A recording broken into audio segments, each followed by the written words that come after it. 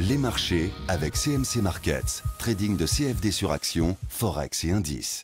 Salut, c'est Trado, content de vous retrouver pour cette mise à jour quotidienne de l'indice parisien et de l'action du jour. On va commencer par le coin des fondamentaux pour cette dernière journée de septembre et on constate que finalement, voilà, les journées se suivent mais ne se ressemblent pas. Cette fois-ci, c'est ouvert. Alors, tout ouvert tout d'abord parce que vous ne rêvez pas, il y a eu une statistique assez mauvaise, c'est-à-dire une chute de l'inflation qui généralement montre que l'activité économique et la demande n'est pas très soutenue, puisque bon, l'inflation s'accélère en période d'accélération économique, c'est pas le cas. Donc quelque part, c'est pas une bonne nouvelle, mais ça veut dire aussi que la Banque centrale européenne pourrait bien poser un geste pour essayer de soutenir l'économie. Et ça, les marchés ont bien aimé. Donc du coup, on réagit bien à 2 jours de la prochaine réunion de la BCE. Et la deuxième chose plutôt agréable pour les intervenants, c'est de voir que cette prévision d'action sur les taux et éventuellement de quantitative easing de la BCE a fait plonger l'euro. Et ça, encore une fois, les marchés ont plutôt apprécié. Donc du coup, on se retrouve avec une séance qui est plutôt positive, puisque on gagne 1,3%. On est même allé chercher tout en haut la fermeture du gap, qui avait été ouvert entre le 22 septembre et le 23 septembre, mais c'était finalement pour mieux s'installer à l'intérieur de ce grand trading range que j'ai fait ici figurer en rose. Bon, à titre personnel, je pensais qu'on aurait plutôt testé le bas de ce trading range. Ça a été plutôt donc le haut qui a été testé, donc autant pour moi, désolé, l'analyse technique ça fonctionne pas à tous les coups, comme vous pouvez le voir, mais de toute manière, je pense qu'il n'y a rien à attendre du CAC tant qu'on n'aura pas été éclairé sur la décision de la Banque centrale européenne. Globalement, on est entre les 4331 4330 qui correspondent au 38,2% de Fibonacci, au super trend, au nuage qui joue un rôle de support et les 4435 à peu près qui correspondent à la moyenne mobile à 20 séances, à la Tenkan et au 23,6% de retracement de Fibonacci. Alors pour savoir ce qu'on risque d'avoir, je vous ai ressorti mon tuto sur les trading range. Globalement, ça s'analyse comme un canal.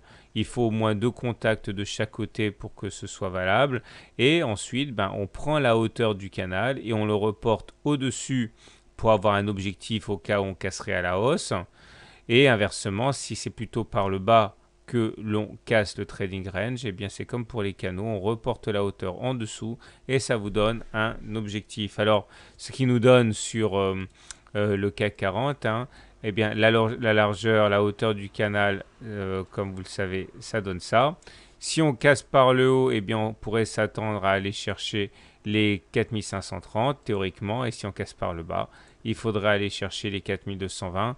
Il y a fort à parier que c'est la décision de la BCE qui, en dernière analyse, fera basculer la balance d'un côté plutôt que de l'autre. Là, je ne vais même pas m'embêter à vous montrer les indicateurs techniques puisque quand on est dans un trading range, ça apporte pas grand-chose.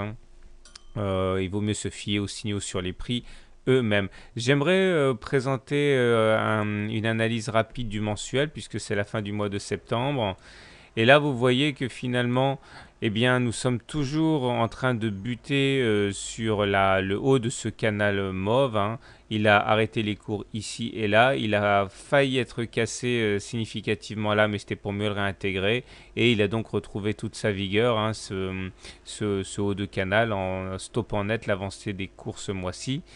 Et nous avons également la moyenne mobile à 20 mois qui joue très bien son rôle de support. Regardez ici, elle a joué son rôle de résistance là et là.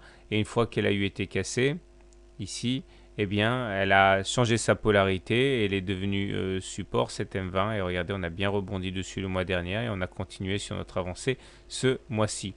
J'aimerais également mentionner le trimestriel parce que ça peut être intéressant.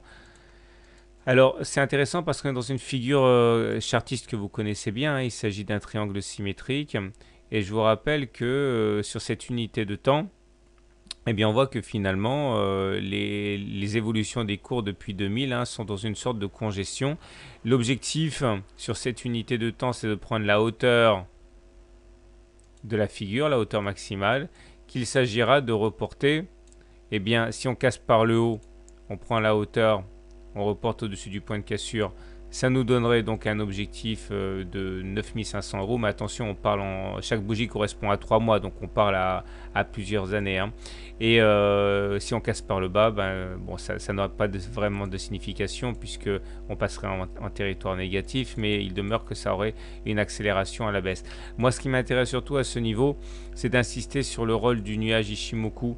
Regardez, on voit bien sur cette unité de temps trimestrielle qu'une fois qu'on a eu cassé le nuage ici, on a basculé en tendance baissière. Ok, et les tentatives pour repasser au-dessus ont toujours été infructueuses, que ce soit au trimestre janvier 2011, avril 2011 ou encore juillet 2011. On a échoué 3 fois. Et là, pareil, il semble bien que l'on soit bloqué à l'intérieur de ce nuage. On a du mal à s'extraire. Si on arrivait à passer au-dessus du nuage, on basculerait en tendance positive. Mais là, pour l'instant, c'est loin d'être le cas. Donc voilà également un point intéressant à suivre pour les très long-termistes. Voilà. J'aimerais maintenant